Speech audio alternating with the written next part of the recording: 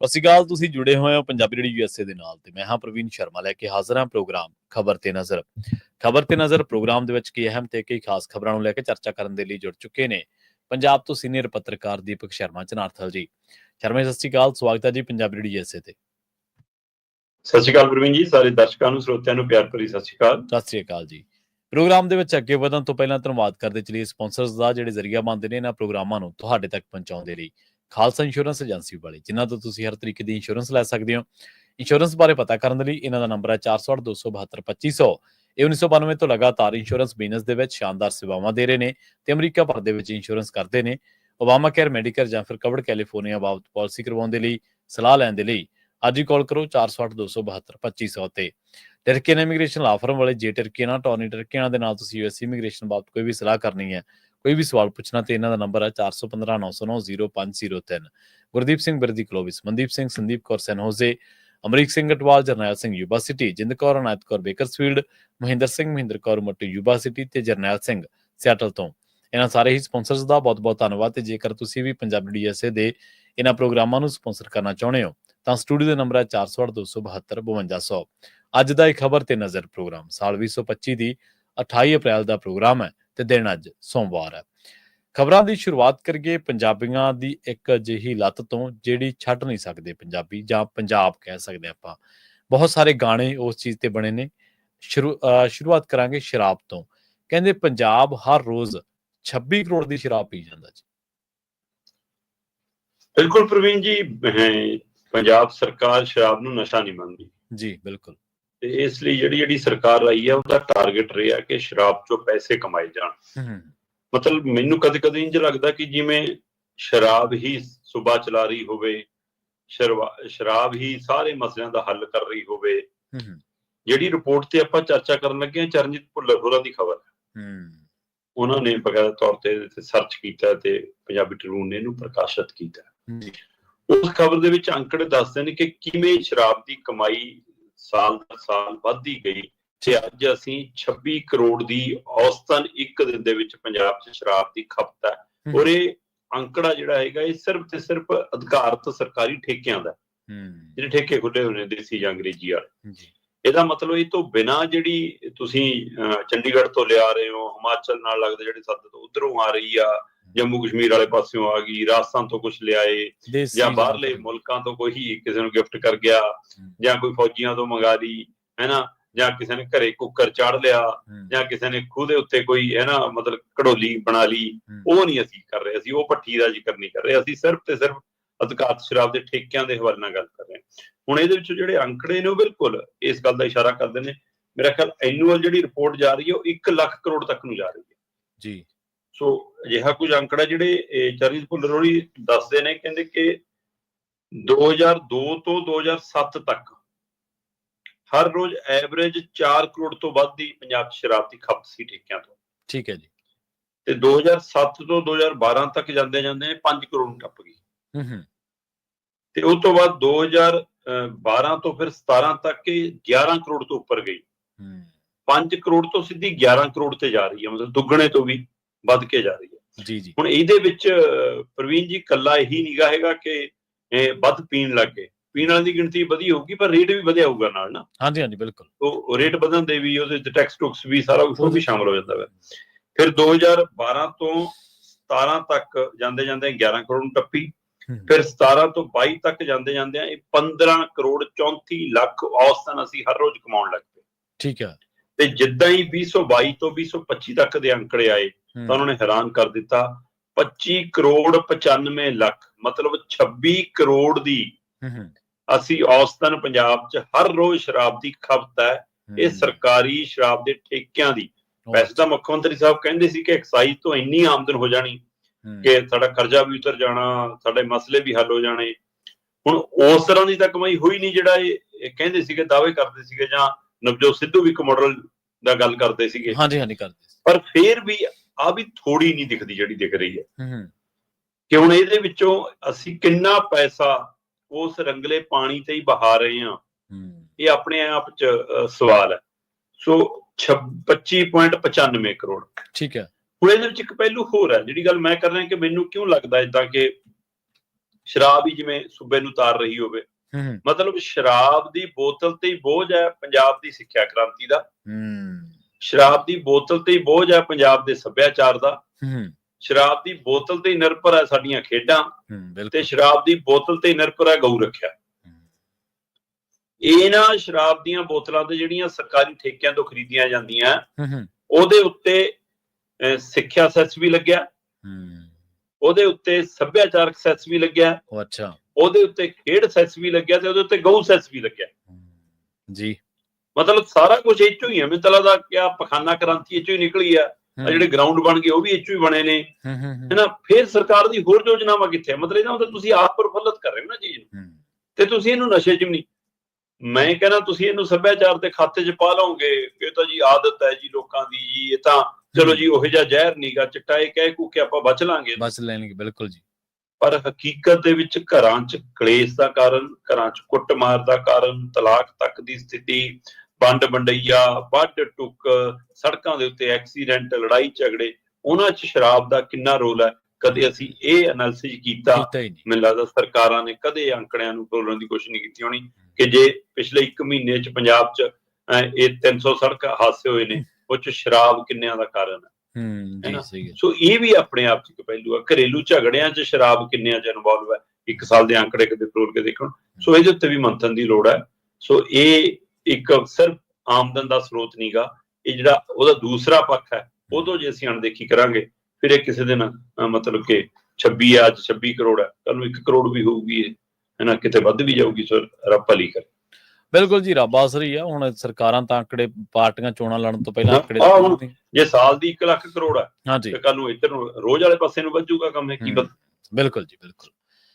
ਅਗਲੇ ਸਰਕਾਰੀ ਦਾਅਵੇ ਦੀ ਗੱਲ ਕਰੀਏ ਸ਼ਰਮਾ ਜੀ, ਸਰਕਾਰੀ ਦਾਅਵਾ ਬਹੁਤ ਵੱਡਾ ਕਰ ਰਿਹਾ, ਕਹਿੰਦੇ 1 ਜੂਨ ਦਾ ਦਿਨ ਐਸਾ ਚੜ੍ਹਨਾ, ਇਤਿਹਾਸਕ ਹੋ ਨਿਬੜਨਾ, ਕਿਉਂਕਿ ਉਸ ਦਿਨ ਪੰਜਾਬ ਕਹਿੰਦੇ ਰੰਗਲਾ ਪੰਜਾਬ ਬਣ ਜੂਗਾ ਜੀ। ਬਿਲਕੁਲ ਜੀ, ਇਹਦੇ ਵਿੱਚ ਕੋਈ ਦੋ ਰਾਏ ਨਹੀਂ। ਪੰਜਾਬ ਦੇ ਡੀਜੀਪੀ ਗੌਰਵ ਜਾਦਵ ਹੋਰਾਂ ਨੇ ਬਕਾਇਦਾ ਪ੍ਰੈਸ ਕਾਨਫਰੰਸ ਕੀਤੀ ਹੈ, ਕੁਝ ਹਦਾਇਤਾਂ ਜਾਰੀ ਕੀਤੀਆਂ, ਕੁਝ ਦਾਅਵੇ ਕੀਤੇ ਨੇ, ਕੁਝ ਵਾਅਦੇ ਕੀਤੇ ਨੇ ਜੀ। ਉਹਦੇ ਦਾਅਵਿਆਂ ਵਾਅਦਿਆਂ ਅਨੁਸਾਰ ਬਿਲਕੁਲ 31 ਮਈ 2025 ਦੀ ਸ਼ਾਮ ਨੂੰ ਪੰਜਾਬ 'ਚੋਂ ਨਸ਼ਾ ਮੁੱਕ ਜਾਏਗਾ। ਠੀਕ ਹੈ। ਤੇ ਜੇ 31 ਮਈ 2025 ਦੀ ਸ਼ਾਮ ਨੂੰ ਪੰਜਾਬ ਨਸ਼ਾ ਮੁਕਤ ਹੁੰਦਾ ਤਾਂ 1 ਜੂਨ 2025 ਦਾ ਜਿਹੜਾ ਸੂਰਜ ਚੜੂਗਾ, ਫਿਰ ਉਹ ਰੰਗਲੇ ਪੰਜਾਬ ਵਾਲਾ ਸੂਰਜ ਹੋਊਗਾ, ਉਸ ਦੇ ਰੰਗਲਾ ਪੰਜਾਬ ਬਣ ਜਾਊਗਾ ਜੀ। ਹੁਣ ਇਹਦੇ ਵਿੱਚ ਜਿਹੜੀ ਪ੍ਰਕਿਰਿਆ, ਉਹਦੇ ਵਿੱਚੋਂ ਪਹਿਲਾਂ ਮੈਂ ਸਰਕਾਰੀ ਦਾਅਵੇਬਾਜ਼ੀ ਸਾਹਮਣੇ ਰੱਖਦਾ, ਫਿਰ ਆਪਾਂ ਉਹਦੇ ਪਰ ਵੀ ਜਾਵਾਂਗੇ ਕਿ ਹਕੀਕਤ 'ਚ ਕਿੰਨੇ ਕੁ। ਹਾਂਜੀ ਹਾਂਜੀ। ਪੰਜਾਬ ਦੇ ਡੀਜੀਪੀ ਗੌਰਵ ਜਾਦਵ ਹੋਰਾਂ ਨੇ ਤੈਅ ਕੀਤਾ ਕਿ ਹਰ ਜ਼ਿਲ੍ਹੇ ਦਾ ਐਸਐਸਪੀ, ਇਸੇ ਤਰ੍ਹਾਂ ਪੁਲਿਸ ਕਮਿਸ਼ਨਰ ਇਹ ਜ਼ਿੰਮੇਵਾਰ ਹੋਣਗੇ ਜੇਕਰ 31 ਮਈ ਤੋਂ ਬਾਅਦ ਵੀ ਉਹਨਾਂ ਦੇ ਜ਼ਿਲ੍ਹੇ ਦੇ ਵਿੱਚ ਇਹ ਡਰੱਗ, ਨਸ਼ਾ, ਚਿੱਟਾ, ਜੇ ਉਹ ਇਹੋ ਜਿਹਾ ਕੁਝ ਵਿਕਦਾ ਜੀ ਜੀ। ਉਹ ਕਹਿੰਦੇ ਵੀ ਉਹਨਾਂ ਨੇ ਸਪਸ਼ਟ ਦੱਸ ਦਿੱਤਾ ਉਹਨਾਂ ਨੂੰ ਕਿ ਵੀ ਜਿਹੜੇ ਚੰਗਾ ਕੰਮ ਕਰਨਗੇ ਉਹਨਾਂ ਨੂੰ ਇਨਾਮ ਦੇਵਾਂਗੇ। ਠੀਕ ਹੈ। ਤੁਸੀਂ ਜਿਹੜੀ ਯੋਜਨਾ ਬਣਾਉਣੀ ਹੈ ਉਹਦਾ ਖਰੜਾ ਸਾਡੇ ਨਾਲ ਸਾਂਝਾ ਕਰਨਾ ਤਾਂ ਕਿ ਉਹ 'ਚ ਆਪਾਂ ਸੋਚ ਸਦਾਈ ਕੁਝ ਕਰ ਸਕੀਏ। ਅੱਛਾ। ਪਰ 31 ਮਈ ਤੱਕ ਮੁਕੰਮਲ ਤੌਰ ਤੇ ਪੰਜਾਬ 'ਚੋਂ ਨਸ਼ਾ ਮੁੱਕ ਜਾਣਾ ਚਾਹੀਦਾ। ਇਹ ਐਸਐਸਪੀਆਂ ਦੀ ਡਿਊਟੀ ਲਾ ਦਿੱਤੀ ਹੈ। ਆਪਾਂ ਪਹਿਲਾਂ ਵੀ ਗੱਲ ਕਰਦੇ ਹਾਂ ਕਿ ਜੇ ਪੁਲਿਸ ਚਾਹੇ ਤਾਂ ਨਸ਼ਾ ਮੁੱਕ ਸਕਦਾ। ਹਾਂਜੀ ਹਾਂਜੀ, ਬਿਲਕੁਲ। ਪੁਲਿਸ ਵਾਕਫ ਹੈ ਕਿ ਕਿੱਥੋਂ ਕਿੱਥੋਂ ਆਉਂਦਾ, ਕਿੱਥੋਂ ਕਿੱਥੋਂ ਨਹੀਂ ਆਉਂਦਾ। ਪਰ ਜਿੰਨਾ ਸੌਖਾ ਇਹਨੂੰ ਲੱਗਦਾ 31 ਮਈ ਤੱਕ ਇੰਨਾ ਸੌਖਾ ਵੀ ਨਹੀਂ ਹੈ। ਪਰ ਫਿਰ ਵੀ ਸਰਕਾਰਾਂ ਤੇ ਪੁਲਿਸ ਕੁਝ ਕਰਨ ਤੇ ਆ ਜਾਣ ਤਾਂ ਕੁਝ ਵੀ ਸੰਭਵ ਹੈ। ਜੇਕਰ ਸੱਚਮੁੱਚੇ ਕਰਦੇ ਤਾਂ ਸ਼ਾਬਾਸ਼ੀ ਹੋਏਗੀ, ਵਧਾਈ ਦੀ ਪਾਤਰ ਹੋਏਗੀ ਮਾਨ ਸਰਕਾਰ, ਜੇਕਰ ਇਸ ਨਿਜਾਤ ਤੋਂ ਛੁਟਕਾਰਾ ਹਕੀਕਤ 'ਚ ਦਵਾ ਦੇਵੇ। ਹੁਣ ਐਂਟੀ ਡਰੋਨ ਸਿਸਟਮ ਬਣਾਇਆ ਡੀਜੀਪੀ ਸਾਹਿਬ, ਕਹਿੰਦੇ 3-4 ਮਹੀਨਿਆਂ 'ਚ ਕੰਮ ਕਰਨ ਲੱਗ ਜਾਏਗਾ, ਅਕਤੂਬਰ ਤੱਕ ਕਹਿੰਦੇ ਇਹ ਵੀ ਲਾਗੂ ਹੋ ਜਾਏਗਾ। ਮਤਲਬ ਜਿਹੜਾ ਦੂਸਰੇ ਮੁਲਕ ਤੋਂ ਅਸੀਂ ਕਹਿੰਦੇ ਹਾਂ ਡਰੋਨ ਆਉਂਦਾ ਹੈ, ਉਹ ਨਸ਼ਾ ਸਿੱਟ ਕੇ ਜਾਂਦਾ, ਹਥਿਆਰ ਸਿੱਟ ਕੇ ਜਾਂਦਾ, ਉਹ ਡਰੋਨ ਪਹਿਲਾਂ ਹੀ ਬ੍ਰੇਕ ਕਰ ਲਿਆ ਜਾਏਗਾ। ਇਹ ਐਂਟੀ ਡਰੋਨ ਸਿਸਟਮ ਅਸੀਂ ਲਾਗੂ ਕਰਨ ਜਾ ਰਹੇ ਹਾਂ। ਠੀਕ ਹੈ। 30 ਨਵੀਆਂ ਐਨਡੀਪੀਐਸ ਦੀਆਂ ਕੋਰਟ ਬਣਾਉਣ ਜਾ ਰਹੇ ਹਾਂ, ਕਰੀਬ 22-23 ਕਰੋੜ, 22.8 ਕਰੋੜ ਦਾ ਕਹਿੰਦੇ ਬਜਟ ਹੈ, ਉਹਦੇ ਉੱਤੇ ਕੰਮ ਸ਼ੁਰੂ ਹੋ ਗਿਆ। ਇਹੀ ਇਸ ਤੋਂ ਅਗਾਂਹ ਵੱਧ ਕੇ 31 ਹਵਾਲਾ ਆਪਰੇਟਰਾਂ ਨੂੰ ਫੜਨ ਦਾ ਦਾਅਵਾ ਕੀਤਾ ਡੀਜੀਪੀ ਸਾਹਿਬ ਨੇ, ਜਿਹੜੇ ਹਵਾਲੇ ਰਾਹੀਂ ਇਸ ਨਸ਼ੇ 'ਚ ਪੈਸੇ ਦੀ ਲੈਣ ਦੇਣ ਕਰਦੇ ਸੀ। ਕਹਿੰਦੇ ਕਿ ਉਹਨਾਂ ਕੋਲੋਂ 8 ਕਰੋੜ ਤੋਂ ਜ਼ਿਆਦਾ ਦੀ ਰਾਸ਼ੀ ਅਸੀਂ ਜ਼ਬਤ ਕਰ ਲਈ ਹੈ, ਜਿਹਦੇ ਵਿੱਚ ਪਾਕਿਸਤਾਨੀ ਸਮਗਲਰ ਵੀ ਨੇ ਤੇ ਭਾਰਤੀ ਹਵਾਲਾ ਕਾਰੋਬਾਰੀ ਵੀ ਨੇ। ਇਹਨਾਂ ਕੋਲੋਂ 8 ਕਰੋੜ ਦੀ ਰਾਸ਼ੀ ਬਰਾਮਦ ਹੋਈ ਹੈ।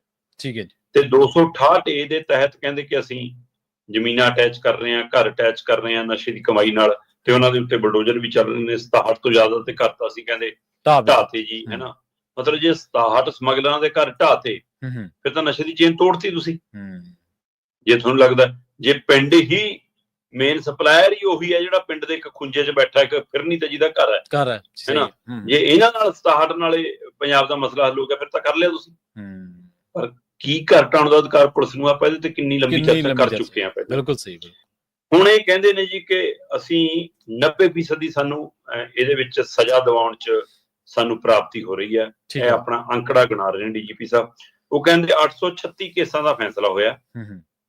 836 ਕੇਸਾਂ ਦੇ ਵਿੱਚੋਂ 744 ਕੇਸਾਂ 'ਚ ਸਜ਼ਾ ਹੋਈ ਹੈ। ਤੇ ਕਹਿੰਦੇ ਜੀ 144 ਲੋਕਾਂ ਨੂੰ ਅਸੀਂ 10-10 ਸਾਲ ਤੋਂ ਜ਼ਿਆਦਾ ਦੀ ਸਜ਼ਾ ਦਵਾ ਚੁੱਕੇ ਹਾਂ। ਸਾਡਾ ਫੋਕਸ ਕਹਿੰਦੇ ਨਸ਼ਾ ਮੁਕਾਉਣਾ ਹੈ, ਅੰਕੜੇ ਨਹੀਂ। ਪਰ ਨਾਲ ਹੀ ਇਹ ਅੰਕੜੇ ਵੀ ਦਿੰਦੇ ਨੇ, ਕਹਿੰਦੇ ਜੀ 4600 ਤੋਂ ਵੱਧ 4659 ਦੇ ਕਰੀਬ ਕਹਿੰਦੇ ਅਸੀਂ ਰਜਿਸਟਰਡ FIR ਕਰ ਲੀਆਂ। ਠੀਕ ਹੈ।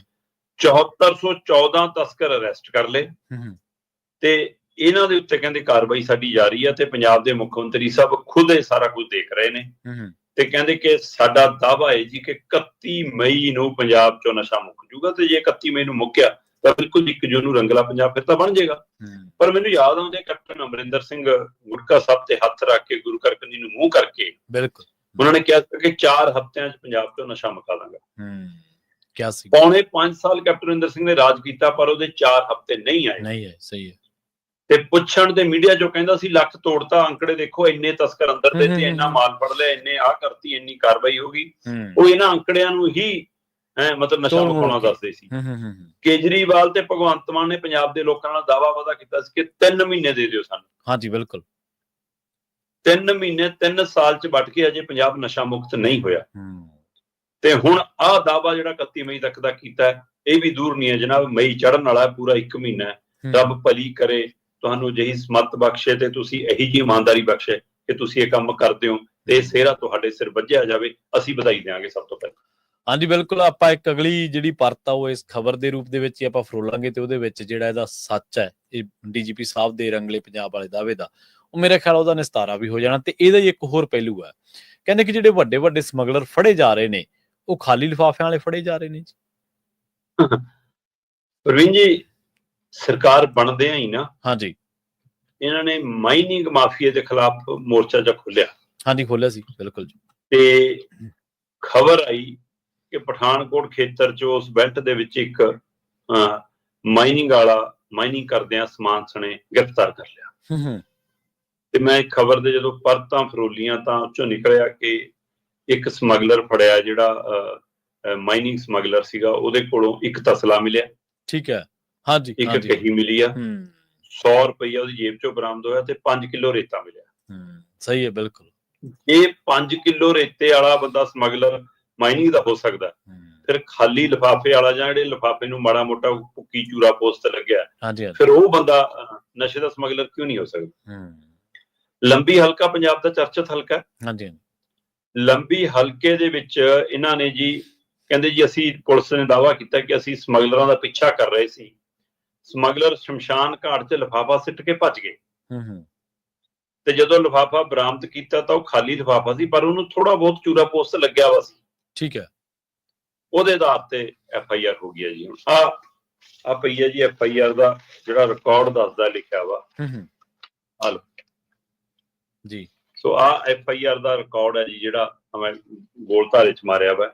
ਇਹਦੇ ਵਿੱਚ ਲਿਖਦੇ ਆ ਖਾਲੀ ਮੋਮੀ ਲਿਫਾਫੀ, ਲਿਫਾਫਾ ਵੀ ਨੀਗਾ ਤੁਸੀਂ ਤਾਂ ਫਿਰ ਬਹੁਤ ਬੜਾ ਲਿਖਤਾ, ਲਿਫਾਫਾ ਦਾ ਬੜਾ ਹੁੰਦਾ ਲਿਫਾਫੀ ਜਿਹੜੀਆਂ ਚਿੱਟੀਆਂ ਜੀਆਂ ਥੈਲੀਆਂ ਜੀਆਂ ਹੁੰਦੀਆਂ ਜੀ 4 ਪਰ ਦਿਖਦਾ ਹੁੰਦਾ।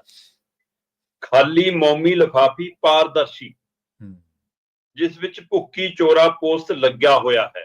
ਅੱਛਾ। ਇਸ ਦੇ ਆਧਾਰ ਤੇ ਜੀ ਨਸ਼ਾ ਤਸਕਰੀ ਦਾ ਪਰਚਾ ਹੋ ਗਿਆ। ਮੈਂ ਨਾ ਮਾਨਕ ਗੋਇਲ ਹੋਰਾਂ ਦੀ ਇੱਕ ਪੋਸਟ ਪੜ੍ਹ ਰਿਹਾ ਸੀ। ਹਾਂਜੀ ਹਾਂਜੀ।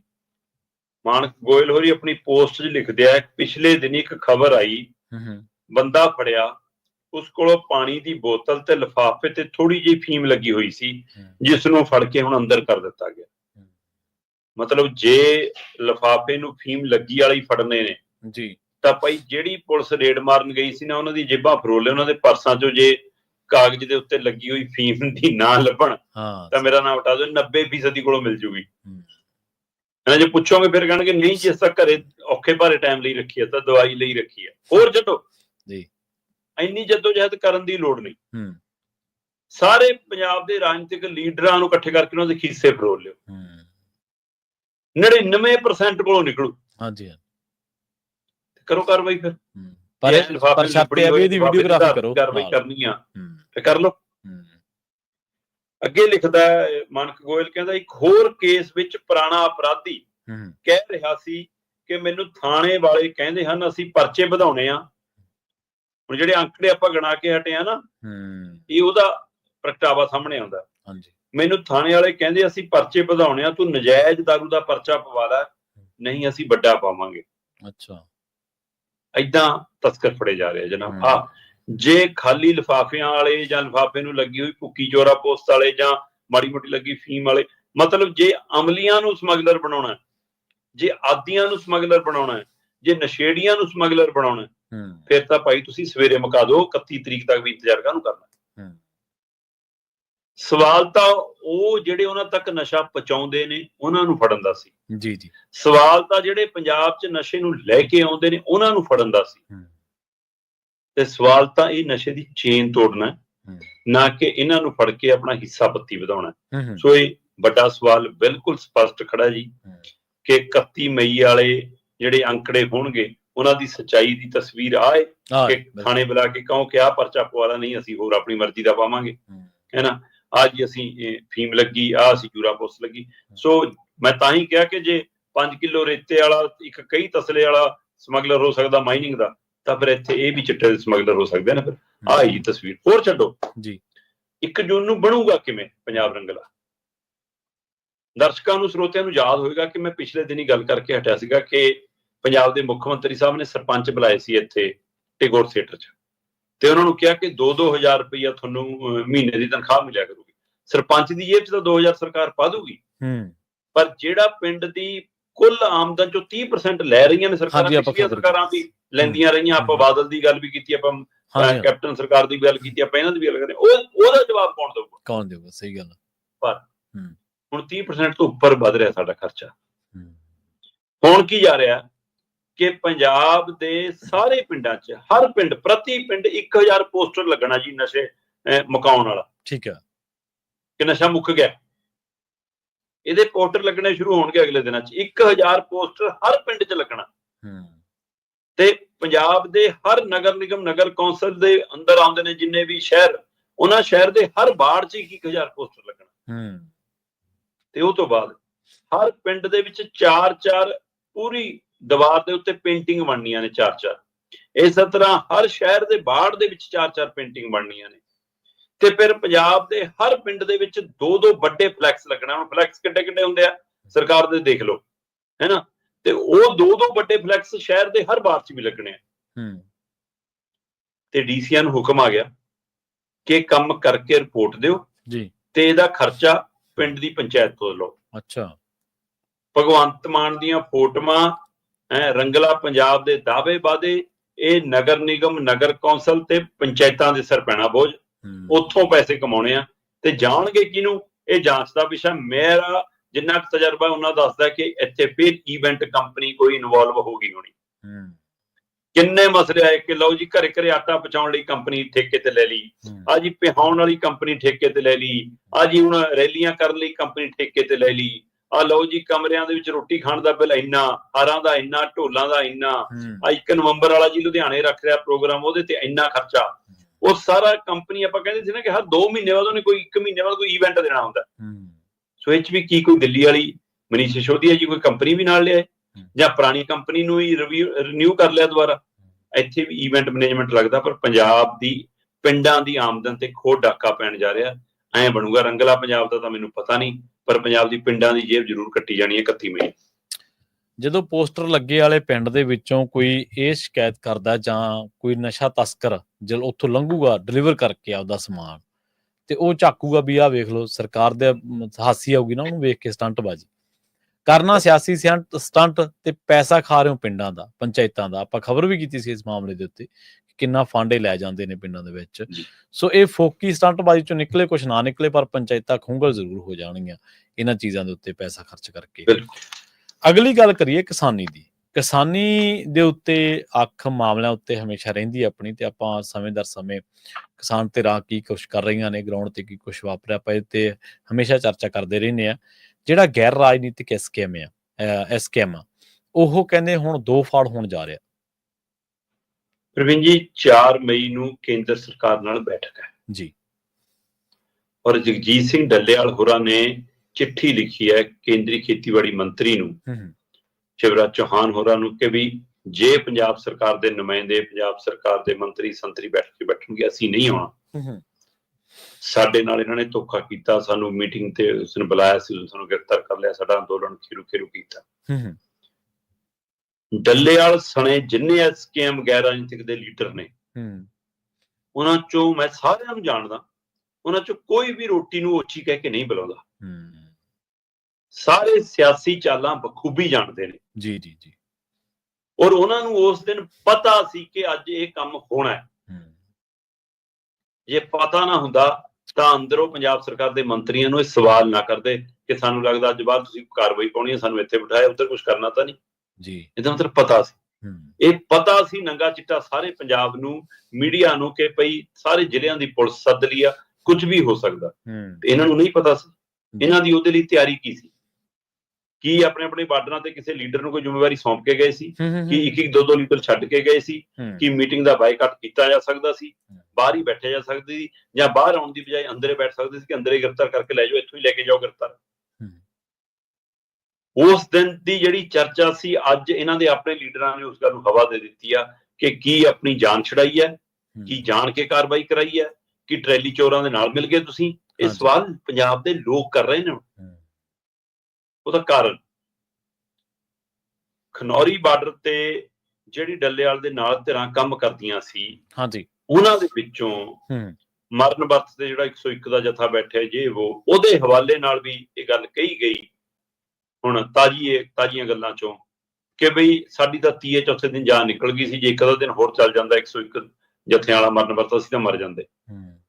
ਤੇ ਕੀ ਅਰਥ ਨੇ? ਉਹ ਕੀ ਕਹਿਣਾ ਚਾਹੁੰਦੇ ਨੇ ਕਿ 4 ਦਿਨਾਂ 'ਚ ਸਾਡੀ ਜਾਨ? ਕਿਹਨੂੰ ਇਸ਼ਾਰਾ ਕਰ ਰਹੇ ਨੇ? ਆਪਣੇ ਲੀਡਰ ਨੂੰ ਤੁਸੀਂ ਨਿਸ਼ਾਨੇ ਤੇ ਲੈ ਰਹੇ ਹੋ ਨਾ, ਮਤਲਬ ਤੁਸੀਂ ਡੱਲੇਵਾਲ ਨੂੰ ਘੇਰ ਰਹੇ ਹੋ ਨਾ ਕਿ ਤੂੰ ਇੰਨੇ ਦਿਨ ਕਿਵੇਂ। ਦੂਸਰੇ ਪਾਸੇ ਉੱਥੇ ਇਹ ਵੀ ਸਵਾਲ ਵੱਡਾ ਹੁਣ ਕੀਤਾ ਜਾ ਰਿਹਾ ਕਿ ਡਿਕਟੇਟਰਸ਼ਿਪ ਸੀ ਜੀ ਸਾਡੇ ਬਾਰਡਰਾਂ ਤੇ। ਕਹਿੰਦੇ ਜੀ ਡੱਲੇਵਾਲ ਹੋਰੀ, ਕਾਕੇ ਹੋਰੀ, ਹੈਨਾ ਮਨੂ ਕਾਰੋੜੀ ਆਪਣੀ ਮਰਜ਼ੀਆਂ ਕਰਦੇ ਸੀ, ਸਾਡੀ ਸੁਣਦੇ ਨਹੀਂ ਸੀ ਜੀ। ਇੱਥੋਂ ਤੱਕ ਕਿ ਉਹਨਾਂ ਨੇ ਉਹਨਾਂ ਦੇ ਉੱਤੇ ਪਿੰਡਾਂ ਚੋਂ ਇਕੱਠਾ ਹੋਇਆ ਪੈਸਾ, ਅਨਾਜ, ਕਣਕ, ਆਟਾ, ਉਹ ਵੀ ਵੇਚਣ ਦੇ ਦੋਸ਼ ਲਾਤੇ। ਅੱਛਾ। ਪੈਸੇ ਦੇ ਫੰਡ ਨੂੰ ਗੋਲ-ਮੋਲ ਕਰਨ ਦੇ ਦੋਸ਼ ਲਾਤੇ। ਜਦੋਂ ਕਿ ਡੱਲੇਵਾਲ ਵੀ ਕਹਿ ਰਹੇ ਨੇ ਕਿ ਪਾਈ ਦਾ ਹਿਸਾਬ ਪਿਆ, ਰੁਪਈਏ ਦਾ ਹਿਸਾਬ ਕਿਤਾਬ ਪਿਆ, ਅਜਿਹਾ ਕੁਛ ਨਹੀਂਗਾ, ਇਹ ਬੇਮਤਲਬ ਦੀਆਂ ਗੱਲਾਂ।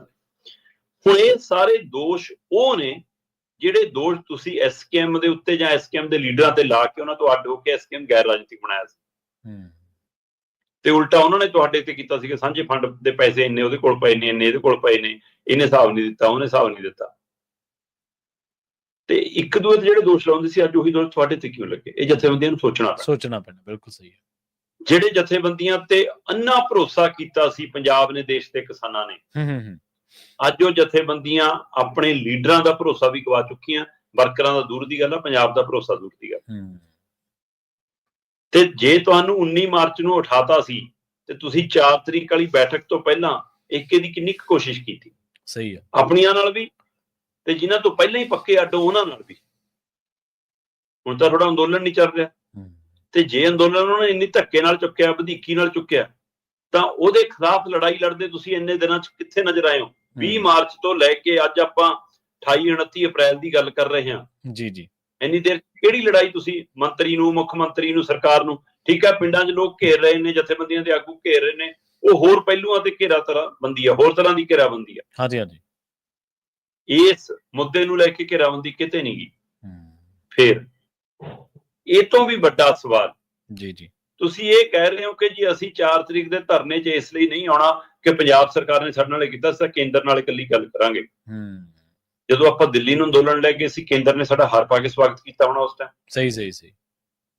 ਫਿਰ ਉਹਨਾਂ ਨਾਲ ਬੈਠਕਾਂ ਕਿਉਂ ਕੀਤੀਆਂ ਸੀ?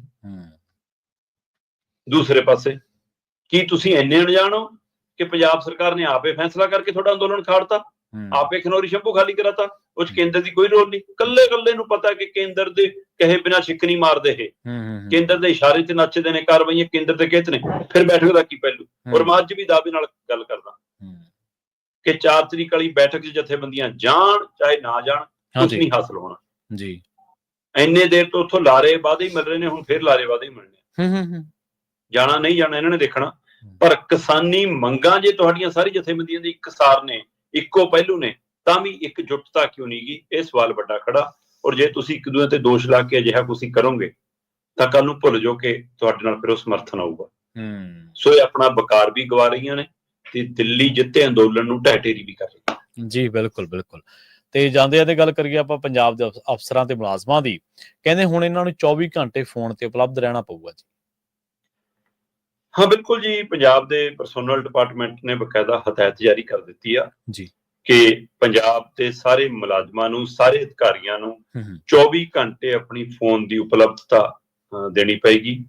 ਉਹ ਨਾ ਤਾਂ ਮਤਲਬ ਕਿ ਇਹ ਕਹਿ ਸਕਦੇ ਨੇ ਜੀ ਆਊਟ ਆਫ ਰੇਂਜ ਹੈ, ਇਹੋ ਜਿਹਾ ਬਹਾਨਾ ਵੀ ਨਹੀਂ ਚੱਲੂਗਾ, ਫੋਨ ਬੰਦ ਵਾਲਾ ਬਹਾਨਾ ਵੀ ਨਹੀਂ ਚੱਲੂਗਾ, ਹੈ ਨਾ।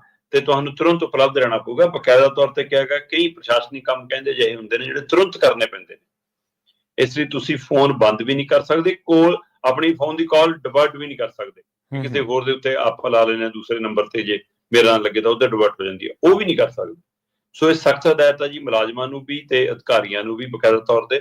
ਔਰ ਇਹਦੇ ਵਿੱਚ ਇਹ ਵੀ ਆ ਕਿ ਜੇ ਜਨਤਕ ਛੁੱਟੀ ਆ ਤਾਂ ਵੀ, ਜੇ ਤੁਸੀਂ ਆਪ ਛੁੱਟੀ ਲਈ ਆ ਤਾਂ ਵੀ, ਤੇ ਜੇ ਰੂਟੀਨ ਹਫ਼ਤੇਵਾਰ ਵਾਲੀਆਂ ਛੁੱਟੀਆਂ ਨੇ ਤਾਂ ਵੀ, ਕਿਸੇ ਵੀ ਤਰ੍ਹਾਂ ਦੀ ਕੋਈ ਵੀ ਛੁੱਟੀ ਹੋਵੇ, ਤੁਸੀਂ ਫੋਨ ਤੇ ਉਪਲਬਧ ਰਹਿਣਾ ਪਊਗਾ। ਮਤਲਬ ਹੁਣ ਪੰਜਾਬ ਸਰਕਾਰ ਦੇ ਮੁਲਾਜ਼ਮ 24 ਘੰਟਿਆਂ ਦੇ ਮੁਲਾਜ਼ਮ ਨੇ। ਵੈਸੇ ਹੀ ਫੋਨ ਦੇ ਉੱਤੇ ਤਾਂ ਪਹਿਲਾਂ ਹੀ ਬੰਦਾ 24 ਘੰਟੇ ਦਾ ਸੀ, ਹੁਣ ਤਾਂ ਸਰਕਾਰੀ ਹੁਕਮ ਆ ਗਿਆ।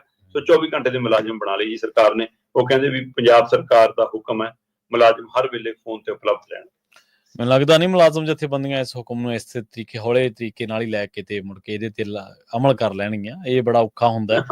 8 ਘੰਟੇ 10 ਤੋਂ ਲੈ ਕੇ 5 ਤੱਕ ਸ਼ਾਇਦ ਅਫਸਰ ਜਿਹੜੇ ਨੇ ਉਹ ਮੁਲਾਜ਼ਮ ਦਫ਼ਤਰਾਂ ਦੇ ਵਿੱਚ ਰਹਿੰਦੇ ਨੇ, ਖਾਸ ਕਰਕੇ ਜਿਨ੍ਹਾਂ ਤੱਕ ਲੋਕ ਆਮ ਜਿਹੜਾ ਸਿਵਲ ਪ੍ਰਸ਼ਾਸਨ ਦੇ ਵਿੱਚ ਖਾਸ ਕਰਕੇ ਆਪਾਂ ਦੇਖਦੇ ਹਾਂ ਸ਼ਰਮਾ ਜੀ, ਉਹਦੇ ਵਿੱਚੋਂ ਵੀ ਉਹਨਾਂ ਦੀ ਕੋਈ ਚਾਹ ਰੋਟੀ ਪਾਣੀ ਦਾ ਟਾਈਮ ਵੀ ਨਿਕਲ ਜਾਂਦਾ ਵਿੱਚ। ਤੇ 8 ਘੰਟਿਆਂ ਦੇ ਵਿੱਚੋਂ ਜੋ 4 ਘੰਟੇ ਵੀ ਲੋਕਾਂ ਨੂੰ ਦੇ ਦੇਣ ਤਾਂ ਫਿਰ ਵੀ 24 ਘੰਟੇ ਰਹਿਣ ਦੀ ਨੌਬਤ ਨਹੀਂ ਮੇਰੇ ਖਿਆਲ 'ਚ ਆਉਂਦੀ।